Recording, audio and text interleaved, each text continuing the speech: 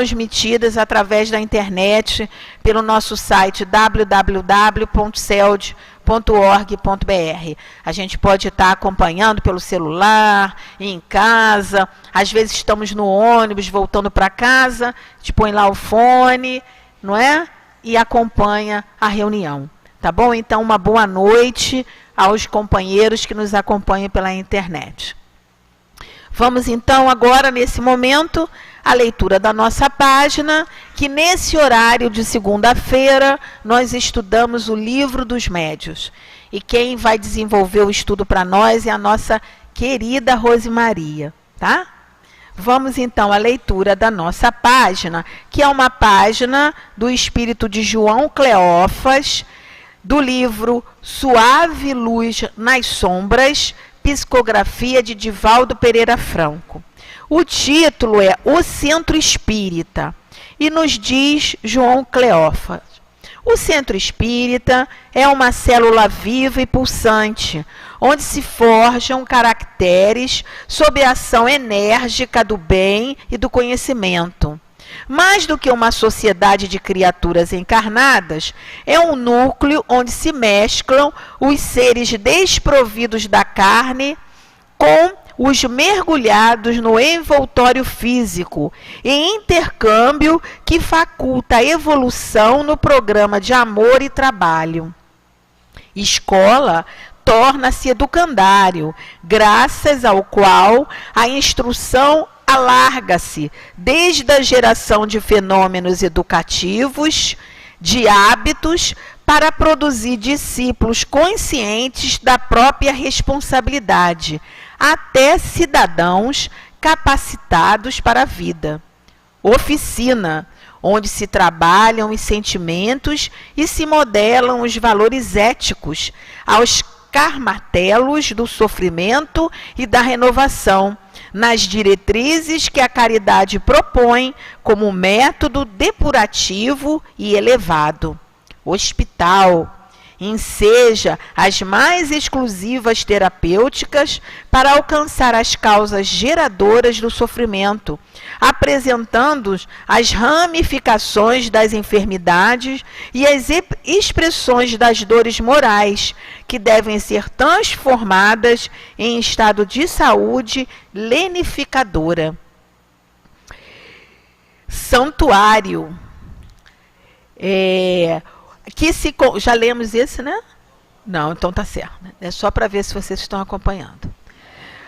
Santuário que se converte em altar de holocausto dos valores morais negativos e soerguimento das virtudes, em intercâmbio saudável com o pensamento cósmico mediante a oração, a concentração e a atividade libertadora. Na sua polivalência, o Centro Espírita enseja o intercâmbio continuado de criaturas de um plano com o outro e, na mesma faixa de vibrações, estimula o desenvolvimento das mentes equilibradas, construtoras da sociedade feliz do futuro. Allan Kardec, fundando a Sociedade Espírita de Paris, estabeleceu ali, na Casa Máter do movimento nascente, o centro ideal, para onde convergiam as aspirações, as necessidades, os problemas e objetivos de ordem espírita, a fim de serem examinados e bem conduzidos. O Centro Espírita é um núcleo social onde se caldeiam os sentimentos, auxiliando os seus membros a tolerarem-se reciprocamente, amando-se, sem o que dificilmente os que constituem estariam em condição de anelar por uma sociedade perfeita, caso fracassassem no pequeno grupo onde se aglutinam para o bem. O Centro Espírita é, portanto, a célula ideal para plasmar a comunidade dos homens felizes de amanhã, oferecendo-lhes o contributo do respeito e da fraternidade, da atenção e do bem. Honrar-lhe as estruturas doutrinárias com a presença e a ação, pelo menos 2 vezes por semana, É dever de todo espírita, se deve impor em benefício da divulgação da doutrina que ama e que o liberta da ignorância. João Cleófas. Que orientação boa para nós, né, meus irmãos? Vamos então fazer a nossa prece para juntos darmos início ao nosso estudo em torno do livro dos médiuns dessa noite. Senhor Jesus, querido amigo, aqui nos encontramos, Senhor, mais uma vez reunidos em Teu nome, para juntos, Senhor, estudarmos a doutrina espírita, compreendermos o Teu Evangelho sobre essa orientação espírita. Então, Senhor Jesus, nós estamos muito gratos por isso e te pedimos, Mestre querido, que nos envolva a todos os presentes, encarnados e desencarnados.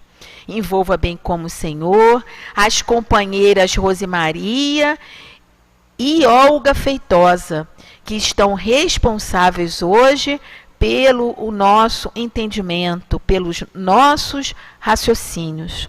Então, Jesus querido, em Teu nome, em nome da diretoria amorosa de nossa casa, mas sobretudo em nome de Deus, esse Pai amoroso e bom, nós pedimos a permissão para iniciarmos o nosso estudo em torno do Livro dos Médiuns dessa noite. Fica conosco, Senhor, abençoa-nos, que assim seja, graças a Deus. Então, meus irmãos, nesse horário, nós estudamos o Livro dos Médiuns. E nós estamos estudando o Livro dos Médiuns no seu capítulo 29 e no item 334 a 339, que vai tratar das sociedades propriamente ditas. Nós vamos ler o item 334, porque são muitos itens. Depois vocês anotem e estudem em casa, para dar mais tempo para a nossa Rosemaria desenvolver o estudo dela para nós. Então, o item 334 fala assim: tudo o que dissemos sobre os médiuns em geral aplica-se naturalmente às sociedades regularmente constituídas. Estas, todavia, têm que lutar contra algumas dificuldades especiais que nascem dos próprios laços que unem seus membros. Tendo sido frequente os pedidos de esclarecimento sobre a organização desta, nós os resumiremos aqui em algumas palavras.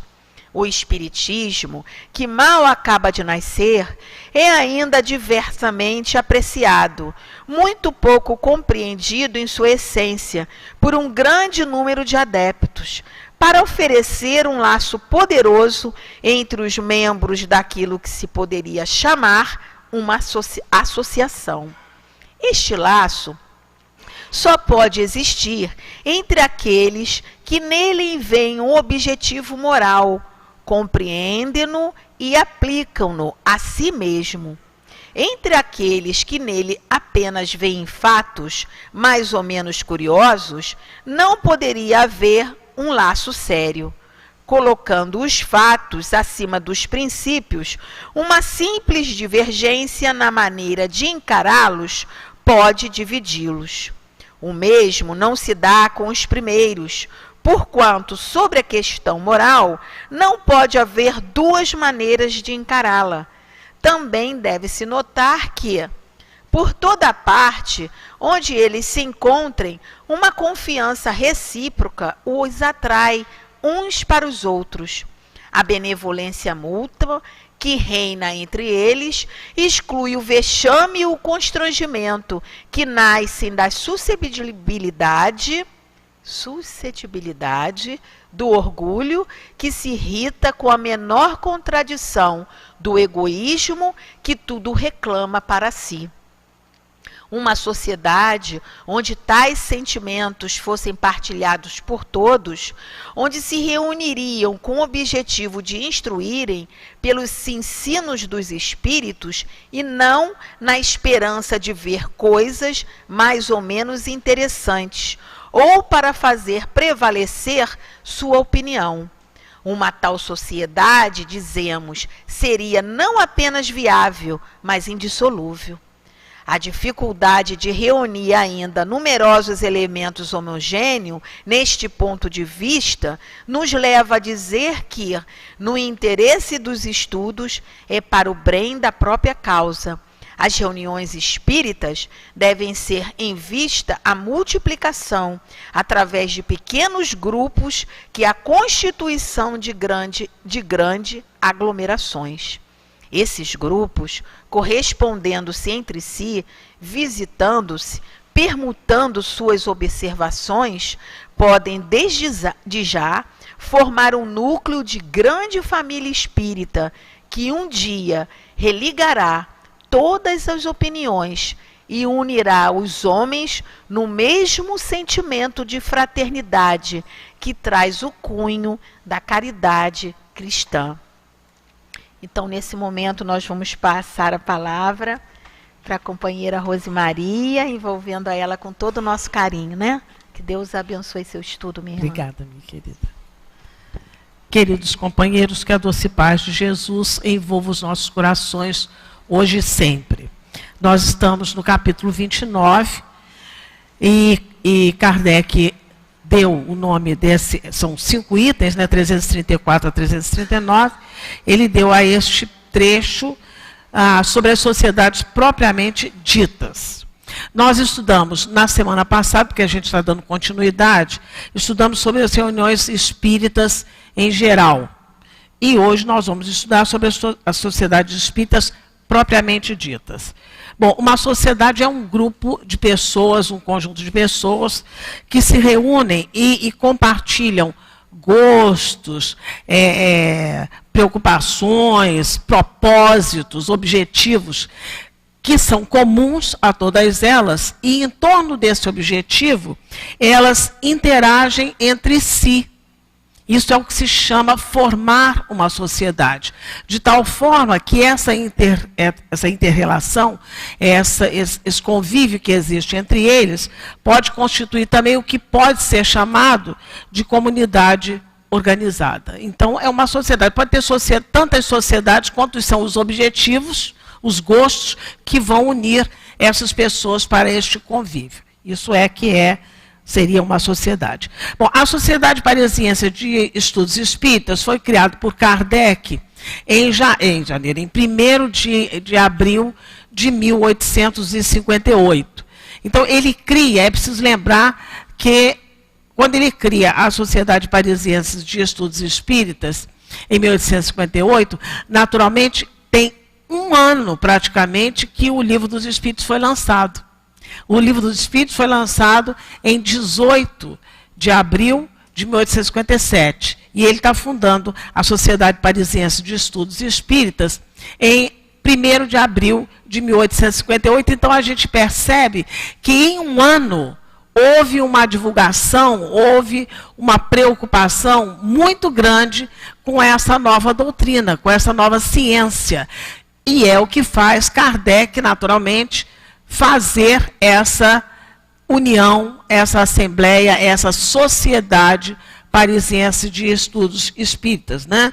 Então, nessa sociedade que ele funda, e é interessante porque ele funda no dia 1º de abril, mas só pode funcionar, ela começa a funcionar no dia 13 de abril, porque naquela época havia um problema na França, né, político, e não podia fazer reunião sem que se avisasse a polícia e tivesse permissão da polícia para poder fazer a tal da reunião. Então, ele funda a Sociedade Espírita no dia 1º, mas a realização só começa a partir do dia 13, que é quando tem essa autorização. Então, ali na casa de Kardec, que é na casa dele que ele funda isso, estão os primeiros adeptos da doutrina espírita, ansiosos, desejosos de aprenderem com os espíritos. Aí a gente lembra, mais ou menos, se vocês lembram eu lembro há muitos anos, que tem tanto dano, mas eu me lembro das primeiras vezes que eu aqui cheguei, exatamente desejosa de aprender com os espíritos. Porque é com eles que a gente vai aprender coisas que a gente nunca soube.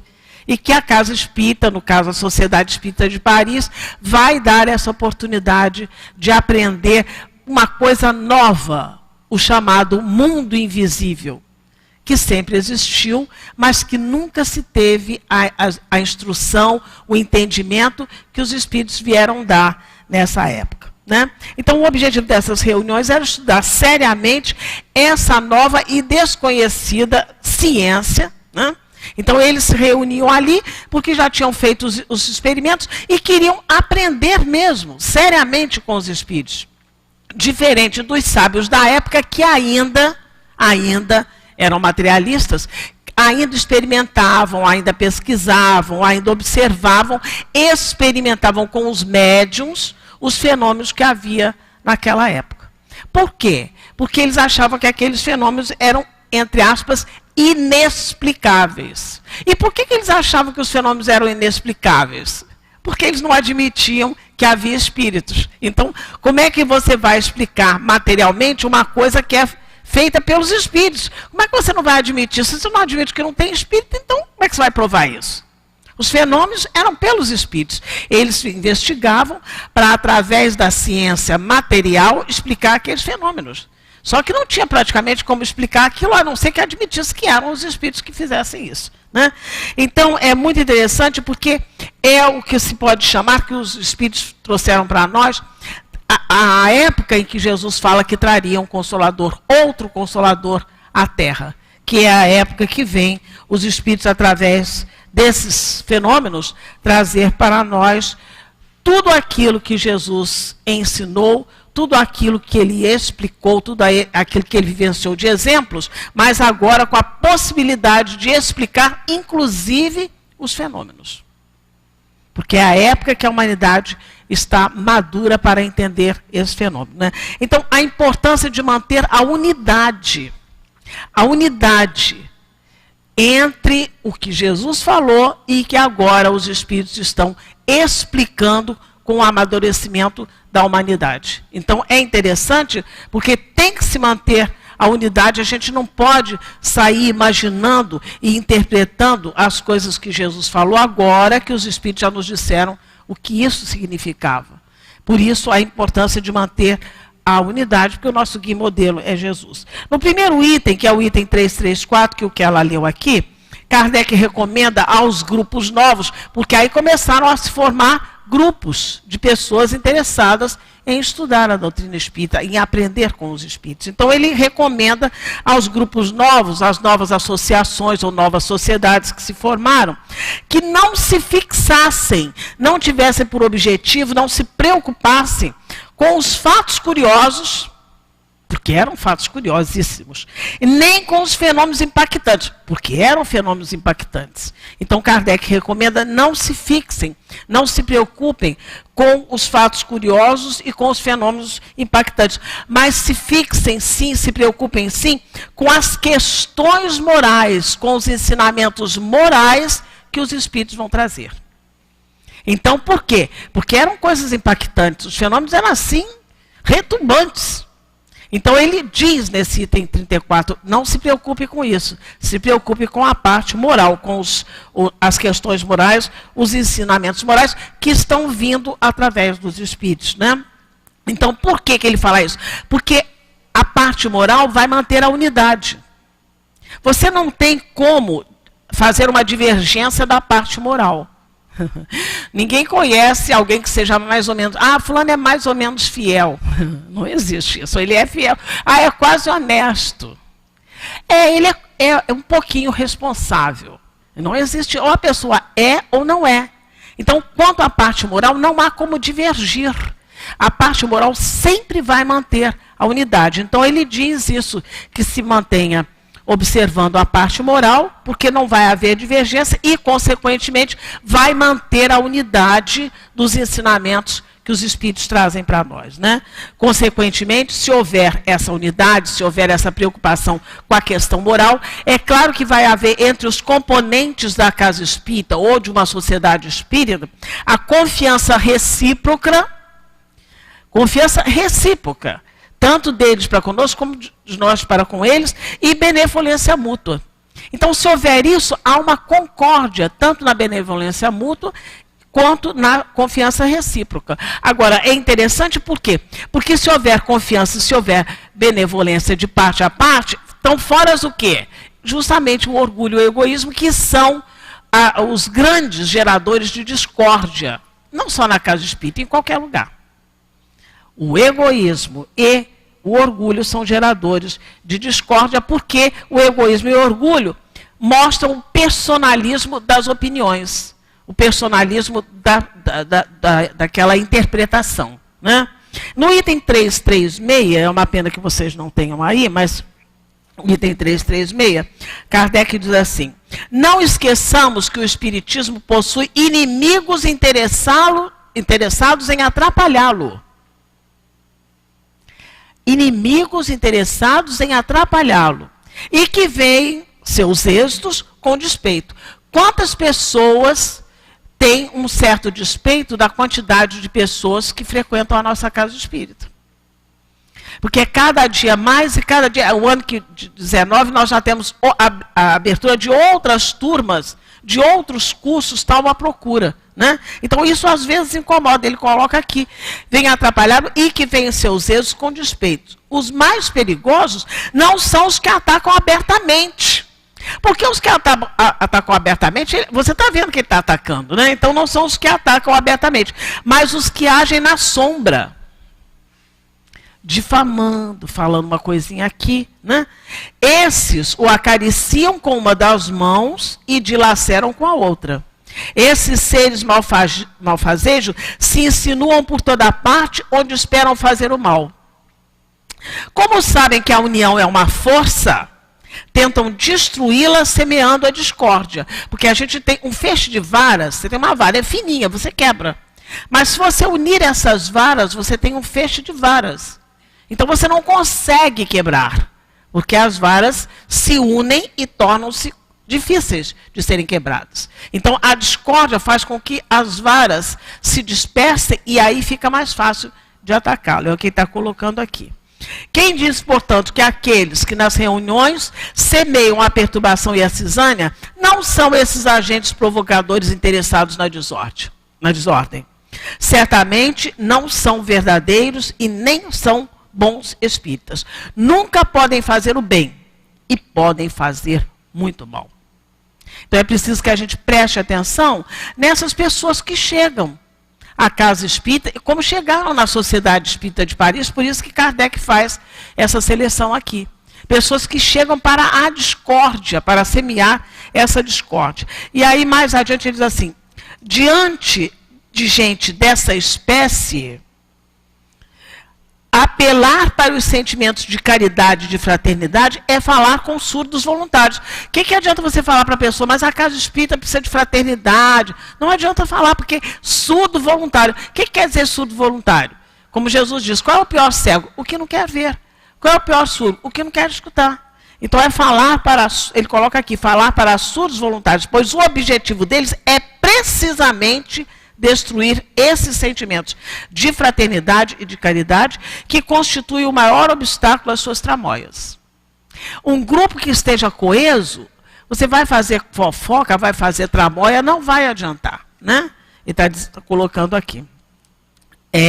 Este estado de coisas, bastante desagradável em todas as sociedades, ainda mais o é nas sociedades espíritas, porque se não leva a uma ruptura, causa uma preocupação, olha a argumentação que Kardec usa, causa uma preocupação incompatível com o recolhimento e a atenção.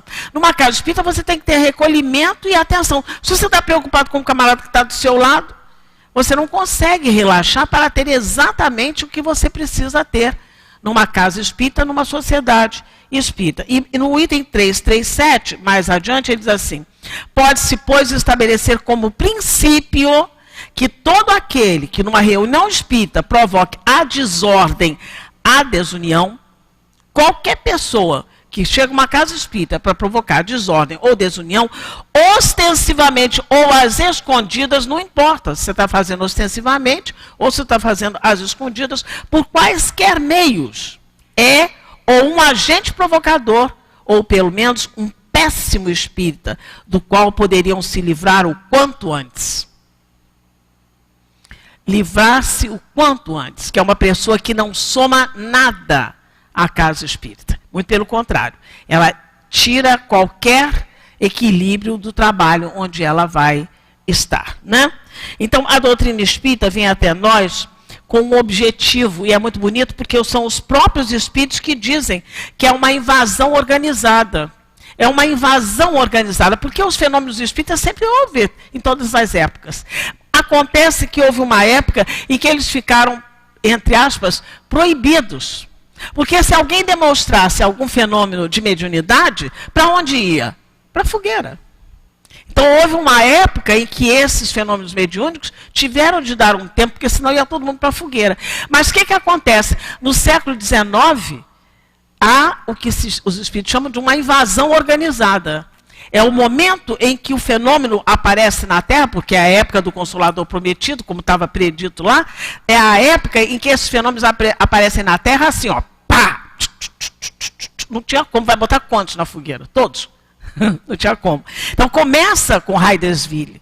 Realmente começa ali. É impactante aqueles fenômenos de Hydesville. Mas não é só em Hydesville, não é só na América, não é só em Hydesville. Eles se ramificam, vai para a Europa, fica toda a Europa. Quer dizer, então é o que os espíritos chamam de uma invasão organizada. Foi o momento que a Terra precisou ver o que era verdadeiramente esse ser humano. Um somatório de corpo, mas também alma. E que essa alma tem potências que até ali não tinham sido percebidas, né? Então a doutrina espírita vem exatamente para confirmar a mediunidade. Confirmar a mediunidade. A mediunidade foi predita no Antigo Testamento.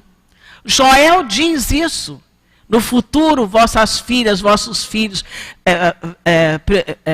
farão profecias, profetizarão, né? Vossos idosos, vossos velhos terão visões. Então, foi falado isso, que haveria chegar um tempo em que a humanidade toda poderia ser, entre aspas, profeta, porque profeta naquela época era mediunidade, né?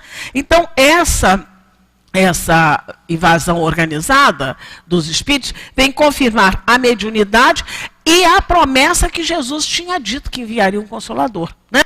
É o momento da chegada desse Consolador à Terra. E vem explicar como, de que maneira. Isso aqui é que é a beleza, porque que a gente chega à casa espírita. Explicar como desenvolver, como alcançar a vida moral. Como é que a gente pode alcançar, como é que a gente pode desenvolver a vida moral, que são as virtudes. Está na página que vocês vão levar para casa.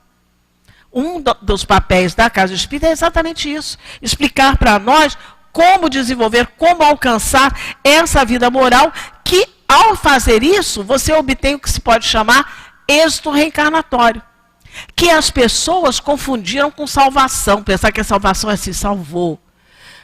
Não sei o que lá, salvou. Não, a salvação é você ter o plano reencarnatório e você ter o êxito reencarnatório. Você conseguir cumprir o seu plano reencarnatório, né?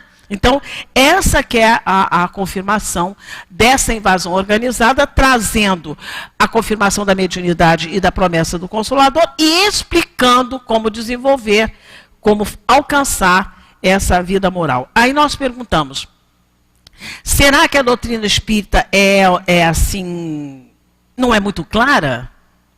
Será que há alguma coisa na doutrina espírita que não fica bem claro, bem entendido? Será que há? Né? A gente sabe que não, porque a maior coisa que tem na doutrina espírita é a clareza. Qualquer pessoa entende a clareza, basta você ler com atenção que você entende. E aí a gente pergunta, é necessário muito estudo para compreendê-la? Porque às vezes as pessoas falam, não vou para a casa espírita não, que lê muito, estuda muito. Será que é necessário muito estudo para compreender a doutrina espírita? E a gente lembra lá na Malé, a gente sempre teve a obra assistencial. Mas houve uma época que houve a necessidade de fazer o centro, uma casa espírita lá. Então tinha a obra social e tinha o Centro Espírita Antônio de Aquino. Então, quando nós começamos a fazer lá na Malé, as primeiras turmas, que é basicamente uma turma, era uma turma do Livro dos Espíritos. Então, nessa turma do Livro dos Espíritos, eu me lembro que a Rosângela Bore é que dava a aula do Livro dos Espíritos, e ela me chamou para dar aula dos Espíritos, do Livro dos Espíritos com ela. E eu me lembro que nós tínhamos na nossa turma uma pessoa que sabia ler. Uma pessoa. Tanto que naquela época tinha feito umas coisas, uns exercícios para fazer, a gente cortou aquilo. Né? Porque não tinha condição. Havia uma pessoa que sabia ler. E as outras, algumas conseguiam ler as palavras, mas não conseguiam entender o que lia. Mas acreditem que aquelas pessoas estão na Casa Espírita até hoje, e hoje elas leem com a maior desenvoltura. Por quê? Porque o exercício de estar estudando, de entender, porque é uma doutrina clara. Eles não tinham condição de ler o texto e entender o que lia, mas no que a gente lia e explicava para eles, então não tem nenhum problema. A doutrina espírita é altamente clara e é altamente compreensível, porque não precisa de muito estudo para compreendê-la, porque ela é simples. Ela é simples. Agora, para praticá-la na totalidade, aí a coisa fica um pouquinho complicada, né? Por quê? Porque para praticar a doutrina espírita, que são os ensinos de Jesus, na totalidade, como Jesus disse que nós deveríamos fazer, nós precisamos do que se chama maturidade do senso moral. O que é, olha o nome, maturidade do senso moral. Maturidade do senso moral ou maturidade espiritual não tem nada a ver com idade. Embora quando fala fulano, maturidade é velho. Não. Maturidade espiritual independe de idade e independe de grau de instrução também. Então, se fosse ligado à idade e fosse ligado à instrução, a gente não tinha velhinho 171, né? E a gente tem, infelizmente. E não teria crime do colarinho branco. Então, a maturidade espiritual não depende nem da idade, nem do grau de instrução, mas depende de uma frase de Paulo que classifica muito bem o que é maturidade do senso moral. Todas as coisas me são lícitas, mas nem todas as coisas me convêm. Quem é que vai dizer para mim o que me convém? A minha maturidade espiritual.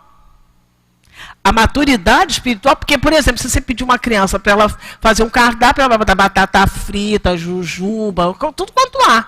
Porque ela não tem maturidade física. Mas nós estamos falando da maturidade espiritual. Então, nós precisamos adquirir essa maturidade espiritual para que as coisas materiais nos apareçam e a gente possa dizer, não, isso não me interessa, isso não vai trazer edificação, isso não vai trazer modificação para mim. Então, para alcançar, e isso é que a Casa Espírita nos faz, as sociedades espíritas nos fazem, né? Para alcançar essa maturidade espiritual, nós precisamos de duas coisas. Primeiro, uma potência da alma que se chama vontade. Eu preciso querer. Eu preciso olhar que há alguma coisa que precisa ser modificada em mim. Então, eu preciso adquirir essa maturidade pela vontade e pelo esforço. Eu preciso querer e eu preciso trabalhar essas virtudes em mim.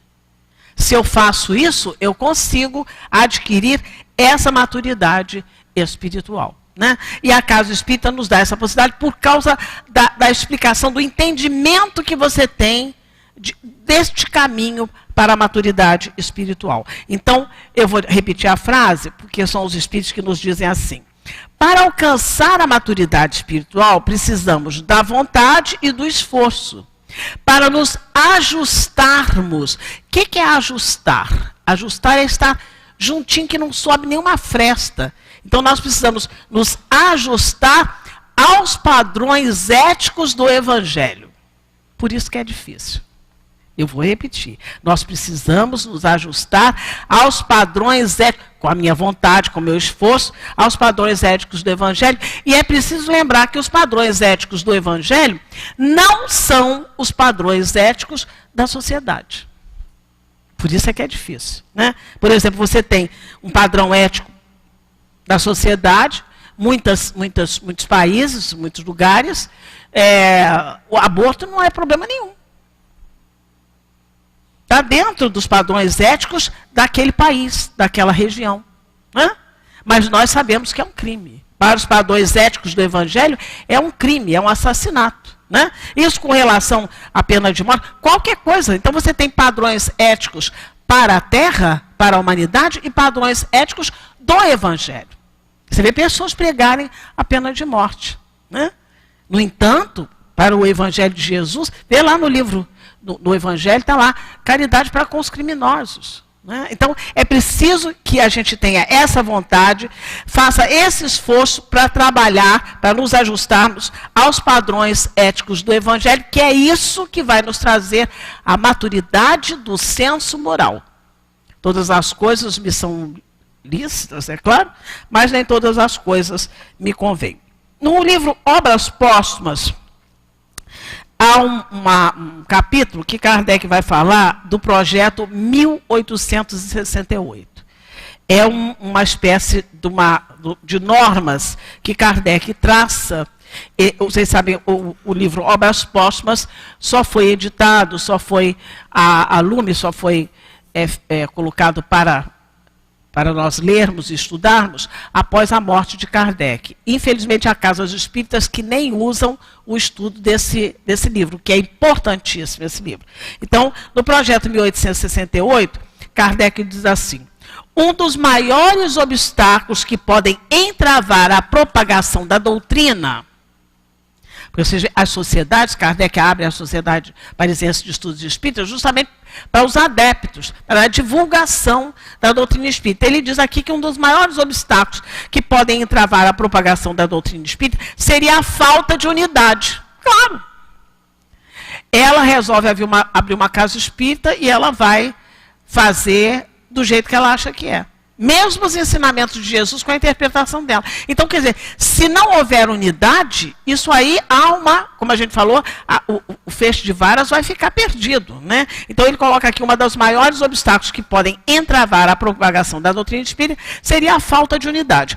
O único meio de evitá-lo, se não quanto ao presente, mas pelo menos quanto ao futuro, é formulá-la em todas as suas partes e até nos mais minuciosos detalhes. Dar normas. O que é que devemos fazer numa casa espírita, o que é que não devemos fazer. Então, é ver essas normas, formulá-las nos mais minuciosos detalhes, com tanta precisão e clareza, que qualquer interpretação divergente fica impossível. Nós temos lá, naquela revistinha que vocês pegam, uma porção de casas espíritas que seguem exatamente a nossa programação. Então, hoje é segunda-feira, você tem lá, na segunda-feira da Casa Espírita não sei qual, está estudando exatamente esse assunto. Todas as casas são coligadas e tem. Então não tem como ser divergente, porque se você vai estudar o livro dos médiuns, a questão 334 a 339, é aquilo que você tem que estudar. E é sobre aquilo que você tem que falar, né? Então isso fica mais fácil de não sair do objetivo da unidade. E ele coloca aqui um exemplo muito interessante que faz com que a gente pense por que é que aconteceu tudo isso que a gente vê na história da humanidade. Diz Kardec assim: se a doutrina do Cristo, se os ensinamentos de Jesus, e eles têm que ter a unidade, não pode ser cada um interpretando do jeito que é, né? Se a doutrina do Cristo deu lugar a tantas controvérsias, se ainda hoje é tão mal compreendida e diversamente praticada, isso se deve ao fato do Cristo ter se limitado ao ensino oral. Jesus não escreveu nada. E os apóstolos escreveram muito tempo depois que Jesus já tinha saído da terra. Então ele está dizendo, essa confusão se deveu justamente porque Jesus se limitou ao ensinamento oral. E os próprios apóstolos deram apenas princípios gerais e que cada um interpretou conforme suas ideias e seus interesses. E ele continua dizendo assim: Se Jesus tivesse formulado a organização da igreja cristã, tivesse colocado ali, isso aqui é o que vai nortear isso aqui é a coluna, né? Se ele tivesse formulado a organização da igreja cristã com a precisão de uma lei ou de um regulamento, não tem regulamento. O regulamento foi feito 500 anos depois, 500 não, um bocado de tempo depois que Jesus tinha deixado a terra, né? Que tivesse a precisão de uma lei ou de um regulamento, é incontestável que isso teria prevenido a maior parte dos cismas, das divisões dentro do próprio cristianismo, né?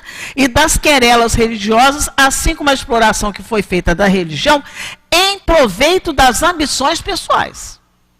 Que foi aquela história de pegar a reencarnação, a pluralidade das existências e dizer que não, que vive uma vida só. Isso aí foi um interesse. Porque só tem uma vida e sou eu que decido a vida de vocês, tudo vocês vão querer me agradar para eu poder liberar para vocês. Então ele coloca aqui, resultou que o cristianismo foi para alguns homens esclarecidos uma causa séria de reforma moral. Para uns foi. A igreja tem vários santos. Porque foram as pessoas que entenderam o cristianismo e se tornaram, fizeram neles mesmos uma reforma moral. Então ele coloca aqui, resultou que se o cristianismo foi para alguns homens esclarecidos uma causa séria de reforma moral, não foi e ainda não é para muitos, senão o objeto de uma crença cega e fanática, resultando que, num grande número, surgiu neles a dúvida e a incredulidade absoluta, que é o que vai acontecer quando Kardec forma a Sociedade Parisiense de Estudos Espíritas para estudar os ensinos dos espíritos. Os sábios vão pesquisar o fenômeno, por quê? Porque eles tinham a incredulidade absoluta. Eles romperam com a igreja. Então eles vão pesquisar os fenômenos do ponto de vista material, do ponto de vista da ciência, porque eles não admitiam que havia espírito. Mais adiante ele diz assim, 2 elementos devem concorrer para o progresso do espiritismo. O estabelecimento teórico da doutrina e os meios de popularizá-la. 2 coisas. O estabelecimento teórico, estudar, teoricamente, livro, estudar com o livro, né? E popularizar, que é o que a nossa casa espírita faz. O que ela faz? Nós estudamos cada vez mais a turmas e turmas e turmas, em que a gente estuda todas as obras que podem ser estudadas de Kardec, né? E divulga. Ela está falando aqui no início, falou aqui. Todas as palestras que vocês quiserem que a casa espírita, que alguém faz, todos os horários, estão lá no YouTube, estão lá na internet, para que a pessoa possa entender. Qual é o assunto? Bota lá qual é o assunto e aparece lá 3, 4, 5 palestras que tenham sobre aquilo aí. Então, só assim poderemos paralisar as consequências das opiniões pessoais. Por quê? É um perigo a opinião pessoal. Né?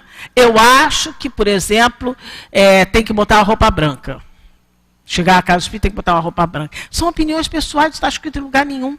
Né? Então, se a gente divulga, estuda e divulga o que estudou, aquilo que está nos livros, aquilo que a gente tem certeza, aquilo que os espíritos trouxeram para nós, você tem como paralisar essas consequências, essas opiniões pessoais daqueles que falam, primeiro, sem conhecimento, não sabe nem o que é e está falando. Ou aqueles que até ouviu o galo cantar, mas não sabe aonde, porque não tem aprofundamento. E isso é perigosíssimo, porque muitas vezes as pessoas saem deturpando princípios incontestáveis da doutrina espírita.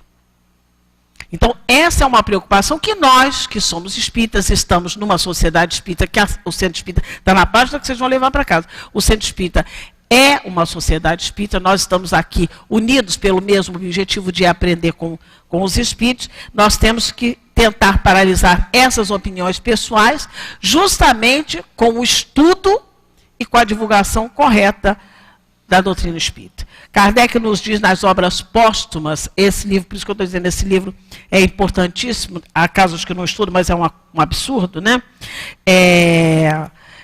Diz assim, no Obras Póstumas, na parte que ele fala dos cismas, das divisões. Se o espiritismo não pode escapar das fraquezas humanas, como é que o espiritismo vai escapar das fraquezas humanas se nós somos seres imperfeitos? Vai esperar quem para funcionar a casa espírita? A hora que estiver nascendo asinha, olha, está nascendo asinha, está na hora de eu ir para a casa espírita. Não existe isso. Então, o espiritismo, ele tem... somos todos nós, com as nossas fraquezas, com as nossas dificuldades, porque a gente chega à casa espírita justamente para desenvolver essas virtudes, como a gente falou agora há pouco, né? Então, ele coloca aqui, se o espiritismo não pode escapar das fraquezas humanas, com as quais tem que contar sempre, é claro, pode, todavia, paralisar-lhe as consequências. E isso é o essencial. Que a gente não saia divulgando aquelas coisas. Fulano, eu acho que está no livro tal. Ele nem sabe se está no livro tal. E sai divulgando coisas que não são verdades. Coisas que trazem prejuízo à doutrina espírita. Então, como é que a gente faz para paralisar isso? Traz o livro onde está escrito corretamente o que ele está dizendo que não é verdade e dizendo que é verdade. Né? Então a gente pode paralisar com o nosso estudo metódico, sabendo que não é frequentar só as reuniões públicas. Né? Eu me lembro que eu mesmo, quando cheguei à Casa Espírita, fiquei muito tempo assistindo reunião pública, porque para mim era uma maravilha. Eu tinha tanto conhecimento e saía daqui, parecia um passarinho levezinho. Tomava o meu passo, bebia a minha água fluidificada. Só que eu comecei a ver que era uma vez por semana ou 2 vezes por semana que eu vinha, aquilo eu precisava de mais tempo, de mais estudo, de alguma coisa que eu pudesse ler para entender mais rapidamente. E é o que acontece com todos nós. Na questão 338 do nosso ensino de hoje, diz assim Kardec: além das pessoas notoriamente malvadas, tem gente que você às vezes fica até com vergonha. A pessoa é má. Ela não sabe nem quem é. Você está às vezes dentro de um metrô, a pessoa sai com uma frase de tanta descaridade, né, de tanto, nossa, então ele coloca aqui, além das pessoas notoriamente malvadas, que se insinuam nas reuniões, há aquelas que, pelo próprio caráter, pelo próprio jeito dela, é a personalidade delas, pelo próprio caráter, levam consigo a perturbação por toda a parte onde se encontram. Não é isso? Tem gente que... Você está num lugar, daqui a pouco chega aquela pessoa, tumultua tudo, é da característica da pessoa. Aquilo é a personalidade. É o que ele está colocando aqui. Né? Nunca, portanto, seria demasiada a circunspecção diante desses novos elementos que se admitem. Então, o que é a circunspecção? Atenção. Eu me lembro de uma pessoa que chegou na Malé para estudar e me chamou a atenção porque, de vez em quando, saía com umas perguntas... assim, que a maioria das pessoas sabia as respostas, porque o Livro dos Espíritos não é o primeiro livro, a pessoa tem o que é o Espiritismo, que já dá uma luzinha. Final das contas, para a gente resumir, um dia ela me disse que ela era, não sei como é que é o nome que chama, era uma pessoa importante dentro da igreja dela, protestante, e que ela estava fazendo curso na Malé do Livro dos Espíritos, justamente para ter base para contestar quem falasse alguma coisa da doutrina espírita. Quer dizer, então, qual era estudar? Não, era perturbar ali. Né? Eu até cheguei, as perguntas eram tão bobas, sem nenhum fundamento assim espírita, que eu comecei a dizer, olha, vamos fazer assim. A gente tinha um intervalo entre um turno e outro, e você, por favor, aguarde. Quando terminar a aula, você me pergunta, porque senão atrapalha. Quer dizer, depois foi que eu percebi que, na realidade, o objetivo era atrapalhar a aula. Né? Então, ele coloca, mais adiante, ele diz assim, aqueles, principalmente, dos quais é preciso preservar-se, são as pessoas de sistemas pré-concebidos. Que ela era protestante. Né? Os incrédulos que duvidam de tudo, até da evidência. Não tem gente que não acredita que o homem foi à Lua? Claro que foi, né? Mas a gente que acha que não, aquilo foi uma montagem. Né? Então, pessoas que duvidam de tudo até da evidência. Os orgulhosos que, pretendendo ter apenas a luz para si, querem impor suas opiniões. Olham com desdém para todo aquele que não pensa como ele. Não vos deixei levar pelo pretenso desejo, desejo de se esclarecerem. Há mais de um que ficaria muito aborrecido se for forçosamente... se for obrigada a acreditar que se enganou. Então a pessoa vai ali, mas ela não quer se enganar, ela quer o tempo todo contestar. No Livro dos Espíritos, na questão 780, 798, Kardec pergunta assim: o espiritismo se tornará uma crença comum ou permanecerá partilhado por algumas pessoas? Em um ano, Kardec fundou a Sociedade Parisiense de Estudos Espíritas e saiu a um livro que se chama Viagem Espírita de 1862, onde ele vai a mais de 20 cidades. 1862, olha a data, né? E ele faz mais de 50 palestras, 50 reuniões, explicando como é o funcionamento, como deveria ser uma sociedade espírita. Ele percorre mais de 1.100 quilômetros, calcule 1.100 quilômetros em 1862, que não era brincadeira, divulgando a doutrina espírita. Esse livro está editado Viagem Espírita de 1862. Então ele pergunta: será que a doutrina espírita vai ficar só lá na França, né? Ou será que a gente está na França? Eu nem sei. Hã? 798, né? O espiritismo se tornará a crença comum ou permanecerá sendo partilhado por apenas algumas pessoas? Nós não estamos em 1857, já estamos aqui em 2018, não estamos na França e a nossa casa espírita está cada vez mais cheia. Então a resposta é: certamente ele se tornará uma crença comum e marcará uma nova era na história da humanidade. Antes da doutrina espírita, depois da doutrina espírita. Antes do Cristo, depois do Cristo. Então, com a doutrina espírita, nós entendemos quem somos nós. Corpos físicos mortais, sim, mas espíritos imortais caminhando para a perfeição. Ele fala uma nova parte na humanidade, porque está na natureza, nós somos espíritos. E chegou o tempo em que ele deverá ocupar lugar entre os conhecimentos humanos. Todavia, terá que sustentar grandes lutas, muito mais contra o interesse. Olha lá a dificuldade que é adquirir essas virtudes. Muito mais contra o interesse do que contra a convicção. Até nossos irmãos protestantes, se eles fazem, esqueci como é que é o nome, que afasta demônio, esqueci como é o nome, se eles fazem aquele negócio de afasta demônio, é porque tem espírito. Se afasta demônio, porque tem um demônio, né? Tem um espírito. Né? Então, não é contra a convicção. Acredito que no Brasil todo mundo sabe que tem espírito. Todo mundo sabe. O problema é contra o interesse. A mim não me convém ser espírita porque eu tenho um gatinho net, tenho um gatinho de água, tenho um gatinho que não faz miau. Então é claro que eu tenho que optar. Eu sou cristão, eu sou honesto, eu sou quase honesto. Mais ou menos fiel. A parte moral é inatacável. Então, às vezes, a pessoa é mais pelo interesse do que contra a convicção. Ele coloca aqui, né? Pois não há como dissimular que existem pessoas interessadas em combater o espiritismo, umas por amor próprio. A minha religião é melhor que a de vocês. Outras por causas inteiramente materiais. Não quero me desfazer dos meus gatinhos. Não quero trocar meus gatinhos por cachorro, né? Mas os contraditores vão ficar cada vez mais isolados. Cada vez novelas, eu não vejo televisão há muitos anos, mas cada vez mais novela, cada vez mais pessoas falam, porque na próxima encarnação, porque eu não sei o que. Cada vez mais, né? Na questão, deixa eu ver o que eu tenho que ler, qual é a questão que eu tenho que ler aqui. Na questão 799, Kardec pergunta: de que maneira o espiritismo vai contribuir para o progresso? Como é que ele vai fazer para que a gente progrida como espírito? Porque essa é a finalidade, não é progredir formando mestrado, doutorado. Como é que ele vai contribuir para o progresso? Resposta dos espíritos: destruindo o materialismo, que é uma das chagas da sociedade. O espiritismo faz com que os homens compreendam onde se encontram os seus verdadeiros interesses. Eu tenho que estar com uma roupa bonitinha, né? Eu tenho que estar com o cabelo penteado e tudo, mas o meu verdadeiro interesse não é esse. O meu verdadeiro interesse é o meu espírito. Será que está penteadinho?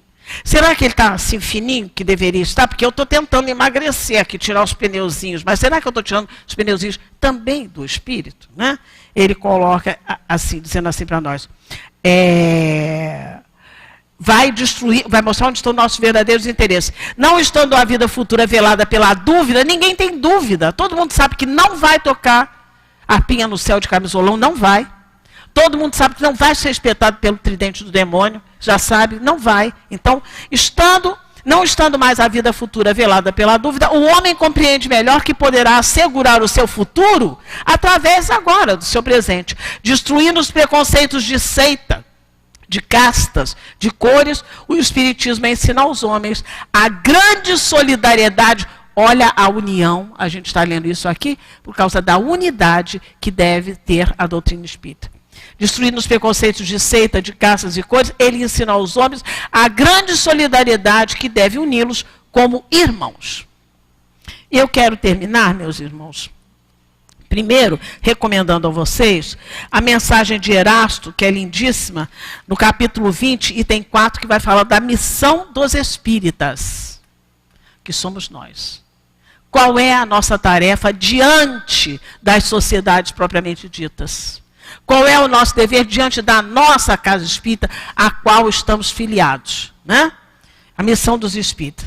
Quero recomendar a conclusão do Livro dos Espíritos, a conclusão 9, é a última coisa do Livro dos Espíritos, quando ele vai falar lá sobre os adversários do espiritismo. É uma mensagem lindíssima de Santo Agostinho.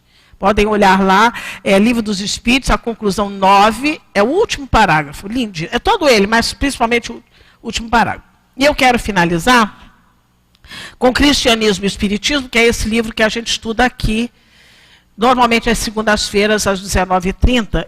O nome está dizendo Cristianismo e Espiritismo, onde Leon Denis faz uma referência, faz uma ligação, falando como é que o cristianismo desvirtuou e precisou do Espiritismo para trazer de volta este cristianismo redivivo.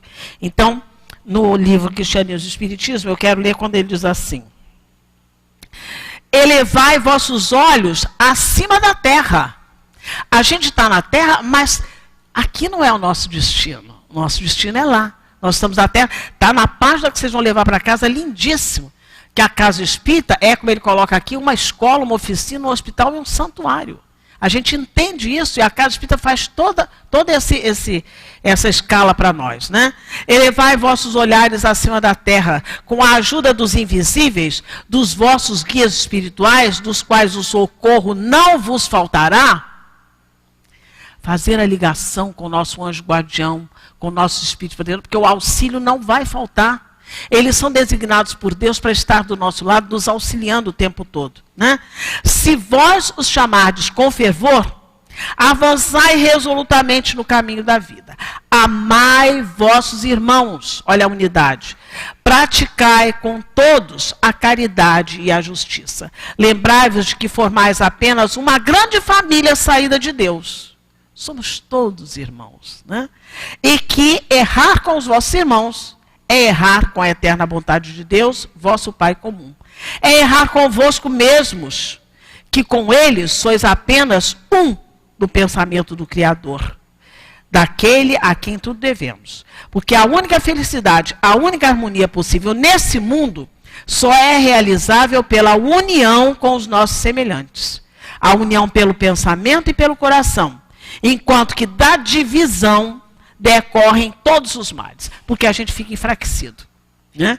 Da divisão decorrem todos os males, que são a desordem, a confusão, a perda de tudo que constitui a nossa força e a nossa grandeza em todas as sociedades. Se não houver união, nenhuma sociedade, até uma sociedade material, pode perecer. Que nós possamos valorizar essa oportunidade de estarmos numa sociedade espírita tão organizada como é a nossa casa de Leon Denis, e que possamos, de nossa parte, nessa parte que eu disse para a gente estudar lá, o capítulo 20, o item 4, Missão dos Espíritos, que possamos fazer a nossa parte. Não divulgando aquilo que eu não tenho certeza, que eu possa me certificar, ver onde é que eu li aquilo verdadeiramente, que eu não seja uma pessoa que vá dividindo os grupos. Que Jesus nos ampare a todos, que possamos estudar a doutrina espírita, porque nós estamos nessa encarnação com essa bênção que foi estar dentro de uma casa espírita séria, que nos faz pensar que depende de cada um de nós esse crescimento. E precisam de duas coisas, vontade e esforço, que são pessoais.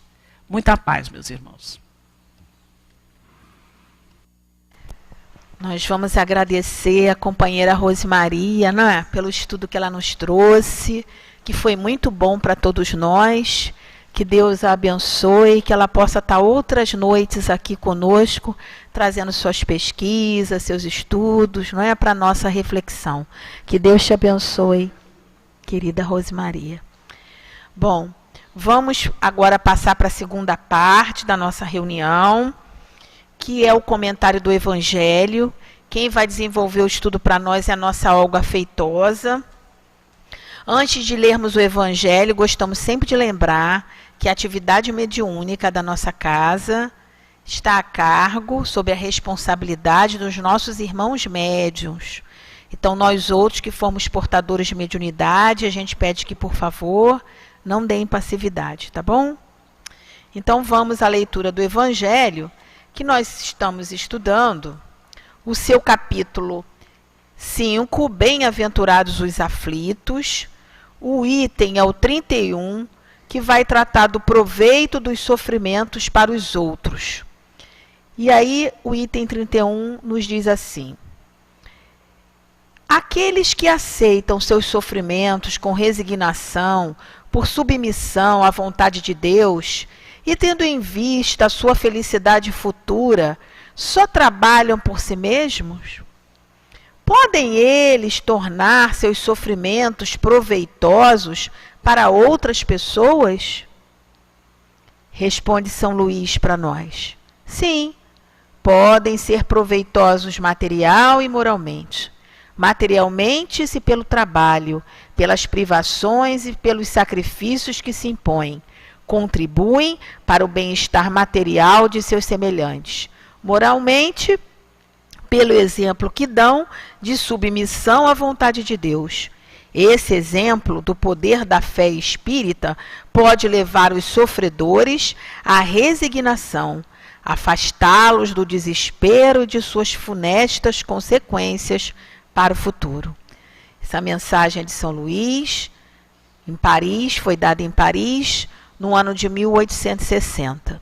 Então, nós vamos pedir aos companheiros médiuns que silenciosamente sigam a orientação da companheira que está coordenando o salão, bem silencioso, com bastante harmonia. Nós que nos encontramos aqui na assistência, nesse momento, vamos fechar os nossos olhos, nos ligarmos à figura iluminada do Senhor Jesus, a serenarmos o nosso coração, pois temos a certeza absoluta da presença amiga e benfeitora dos companheiros espirituais, trabalhadores dessa casa, mensageiros do Senhor Jesus, que se aproveitam desse momento para nos acolher, para nos sustentar, para nos intuir, nos abraçar. Então é importante a gente estar com o nosso coração sereno, harmonizado. Os irmãos que nos acompanham pela internet, se liguem aqui à casa, na certeza absoluta que vão receber todos os benefícios, todas as vibrações de luz e de paz. Agora estamos prontos, vamos fazer a nossa prece. Senhor Jesus, querido amigo, mais uma vez vamos nos dirigir ao teu amoroso coração para agradecermos por esse momento do passe, Senhor. Esse momento que vamos receber dos teus mensageiros de luz, os fluidos balsâmicos, benéficos, renovadores, Senhor, das nossas forças físicas e espirituais. Assim, Senhor Jesus, te agradecemos.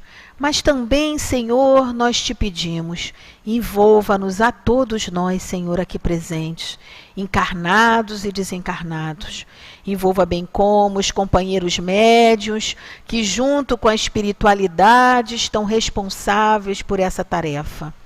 Envolva a companheira Olga Feitosa, que vai desenvolver o seu estudo do Evangelho para todos nós. Assim, Mestre querido, agradecidos estamos E em teu nome, Senhor Jesus, em nome da diretoria espiritual da nossa casa, mas sobretudo em nome de Deus, pedimos a permissão para iniciarmos essa hora, a hora do passe. Fica conosco, Senhor, que assim seja, graças a Deus. Queridos irmãos, que continuemos envolvidos nessa vibração amorosa, que o momento do passe nos favorece, que o estudo nos proporcionou, e vamos meditar um pouquinho nessa questão do nosso Evangelho, muito importante para cada um de nós, o Evangelho. Nesse capítulo 5, Bem-aventurados os aflitos, e Kardec finaliza esse capítulo falando sobre o proveito do sofrimento para os outros. O importante, na primeira questão, é ele colocando do proveito do sofrimento para si próprio, né?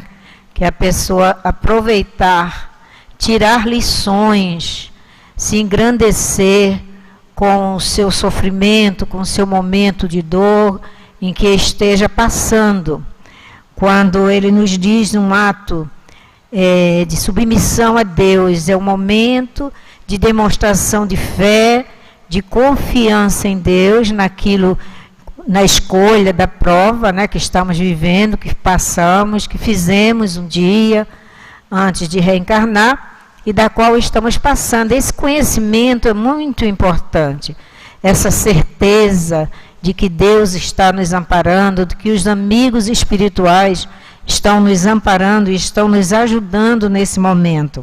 Então, esse momento, nos diz Kardec, pode ser proveitoso materialmente e moralmente. Materialmente pelos trabalhos, pelas privações e pelos sacrifícios que se impõem. A gente sabe que quando estamos passando por um sofrimento, vamos imaginar se um sofrimento no leito de dor, onde nós estamos privados de muitas coisas e que precisamos ser resignados àquele momento de recolhimento, de isolação, em que estamos isolados, né? De muitos prazeres que vivíamos, que gostávamos, onde precisamos nos submeter à ajuda de outras pessoas, nos auxiliando. Trabalhamos assim o nosso sentimento, uns sentimentos melhores de paciência, de resignação, de coragem, da fé, né? Não perder a fé, não se desesperar nesse momento e deixar que outros nos cuidem, dando a eles a oportunidade de trabalho também, e trabalhando o nosso orgulho quando a gente achava que não precisava de ajuda de ninguém, que não precisava de nada. Então, nesses momentos de sofrimento, a gente recorre ao outro, a gente aceita e é ajudado por outras pessoas. Então, aí está um momento em que materialmente a gente solicita a ajuda do outro para cuidar do nosso corpo, para nos auxiliar. Se for num caso de privações, desemprego, a gente também vai precisar de submeter a ajuda de outras pessoas que vão nos auxiliar com a cesta básica, que vai nos auxiliar com alguma coisa que a gente está precisando. Então, esses momentos de sofrimento são momentos que devem ser aproveitados por todos nós com resignação, com coragem, para realmente, ao sairmos desse momento, a gente sair mais iluminados, sair mais preparados para, se formos continuar a nossa vida, que seja, né, agradecidos por tudo aquilo que vivenciamos. Se retornarmos ao mundo espiritual, sendo num momento de prova, de dor, de sofrimento, de doença, que a gente retorne com a nossa consciência tranquila, por termos passado por esse momento com resignação, com coragem, com muita fé em Deus, não perdendo a nossa fé, não nos desesperando, não prejudicando ainda mais esse momento em que estamos vivendo, né? Então, é uma lição assim preciosa, esse exemplo de resignação, esse exemplo de fé que vamos passar nesses momentos de lutas, de dor, de sofrimento, são observados por outras pessoas que aproveitam esses ensinamentos e miram-se nesses ensinamentos, que nos momentos em que elas vão passar por essa dificuldade, vai se lembrar de pessoas que foram assim, que resistiram, que deram esses exemplos de coragem, de luta. Então, serve sim de ensinamentos, como nos diz Kardec, como nos diz o Espírito São Luís, não é Kardec, é o Espírito São Luís que está nos falando. São exemplos que vão ajudar as pessoas. Então, nós nos ajudamos, né? Um momento de ajuda para conosco mesmo e para com o outro, que vai nos observar e vai tirar aí exemplos e vai estar trabalhando no momento de caridade quando estão nos auxiliando. Então, meus irmãos, percebemos que nesse estudo, no Bem-aventurados Aflitos, finaliza Kardec com essa lição para todos nós meditarmos nessa questão, que é uma das questões muito difíceis para nós, que é o momento de dor e de sofrimento, do qual todos nós passamos. Então, que Jesus nos abençoe, nos inspire e nos ampare sempre. Então, vamos fazer a nossa prece, né, meus irmãos?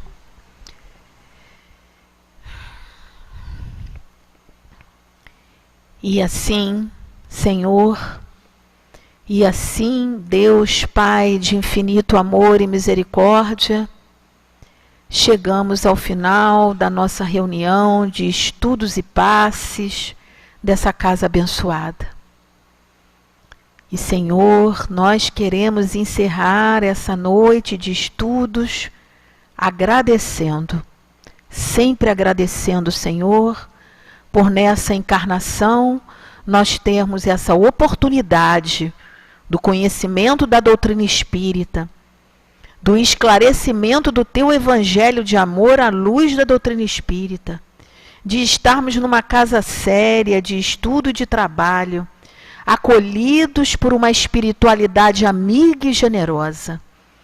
Então, Senhor, nós queremos encerrar essa reunião te dizendo assim: muito obrigada, Senhor. Mas também, Senhor, te pedimos, porque ainda somos muito complicadinhos.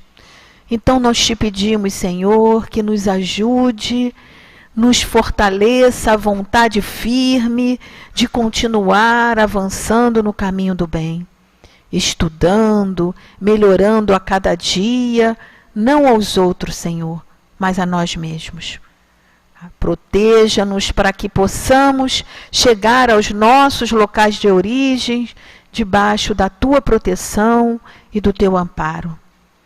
Assim, Senhor Jesus, queremos encerrar lembrando que o Senhor é nosso pastor e não nos faltará.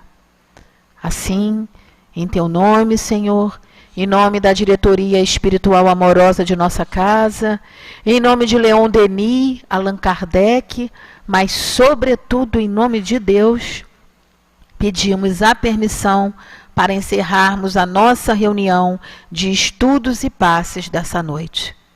Que assim seja, graças a Deus. Vamos em paz, meus irmãos.